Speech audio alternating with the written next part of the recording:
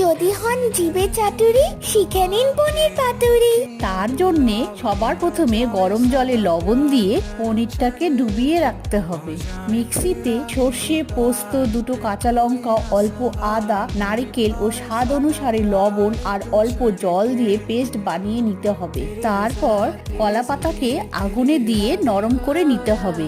এখন কলা পাতাটা মেলে সর্ষে পোস্ত বাটা দিয়ে অল্প একটু হলুদ ও লঙ্কার গুঁড়ো, সর্ষের তেল দিয়ে মিলিয়ে নিতে হবে। এরপর পনিরের একটি বড় টুকরো নিয়ে সব কিছুর সঙ্গে মিলিয়ে একটা কাঁচা লঙ্কা উপরে দিয়ে চারিদিকে মুড়িয়ে সুতো দিয়ে বেঁধে প্যানে তেল দিয়ে পাতুরি বসিয়ে ঢাকা দিয়ে লো ফ্লেমে ভেজে নিতে হবে।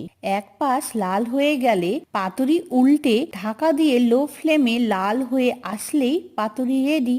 এনজয়, চ্যানেলকে সাবস্ক্রাইব করতে ভুলবেন না। Bye bye.